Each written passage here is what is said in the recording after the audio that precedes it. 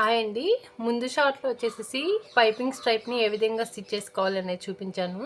ఇప్పుడు ఈ వీడియోలో వచ్చేసేసి క్లాత్కి ఎలా అటాచ్ చేసుకోవాలి, అలాగే ఇన్విజిబుల్ పైపింగ్ని ఫుట్ని చేంజ్ చేయకుండా ఏ విధంగా స్టిచ్ చేయాలి అనేది ఈ వీడియోలో చూడండి. ఇది వచ్చేసి వర్క్ బ్లౌజ్ అండి. వర్క్ బ్లౌజ్కి పైపింగ్ చేయాలన్నమాట. ఆల్రెడీ నెక్ అయితే టర్న్ చేసి పెట్టుకున్నాను. ఇన్విజిబుల్ పైపింగ్ కావాలి కాబట్టి మనకి క్లాత్ రాంగ్ సైడ్ని ఈ విధంగా పెట్టుకొని కరెక్ట్గా పాదం ఖర్చుతోటి కుట్టుబడేలాగా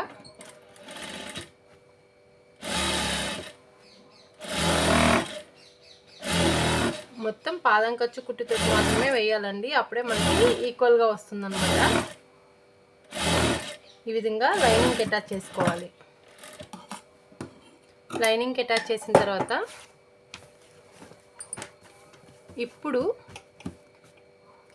ఈ బ్లౌజ్ పీస్కి మెయిన్ బ్లౌజ్ పీస్ క్లాత్ మీద కరెక్ట్గా వచ్చేలాగా ఈ విధంగా పట్టుకొని ఎక్కడి నుంచి అయితే వస్తుందో అక్కడికి స్టిచ్ అనేది వేసుకోండి. క్లాత్ని కొంచెం జాగ్రత్తగా చూసుకుంటూ వేయండి. ఈ విధంగా పట్టుకొని వేస్తే మనకి కరెక్ట్గా వస్తుందన్నమాట. ఇప్పుడు ఈ ఎక్స్ట్రా ఫ్యాబ్రిక్ ఏదైతే ఉందో దాన్ని కట్ చేసేసేయండి. మీరు ఇక్కడ గమనించినట్లయితే కరెక్ట్గా పాదం ఖర్చు కుట్టుతోటి మాత్రమే నేను వేసానండి. ఇప్పుడు దీన్ని రివర్స్ చేసి చూపిస్తాను చూడండి.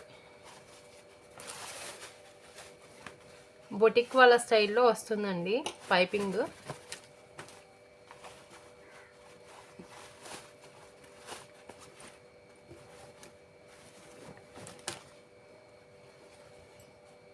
చూడండి ఎంత సన్నగా వచ్చింది. అలాగే రివర్స్ సైడ్ కూడా, బ్యాక్ సైడ్ కూడా మనకి ఏం కనిపించకుండా చాలా నీట్గా అయితే ఉంటుంది. ఇప్పుడు దీని మీద పైన ఒక కుట్టు అనేది వేసుకోండి.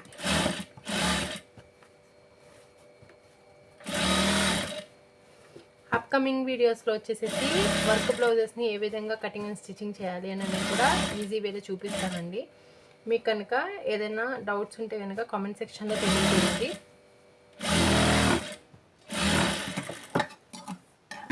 ఈ విధంగా అంచుకి ఎడ్జ్కి కుట్టు అనేది వేసుకోవాలండి. చూడండి కుట్టు కూడా చాలా నీట్గా అంచుకు వేశాను. అలాగే బ్యాక్ సైడ్ వచ్చేసి ఈ విధంగా ఉంది. చూసారు కదా ఫ్రెండ్స్. ఈ వీడియో మీకు నచ్చినట్లయితే ప్లీజ్ లైక్ చేయండి. అలాగే మీ ఫ్రెండ్స్ అండ్ రిలేటివ్స్కి షేర్ చేయండి. మన ఛానల్ని కొత్తగా చూసినట్లయితే సబ్స్క్రైబ్ చేసుకోండి. Please like, share and subscribe friends. Thank you.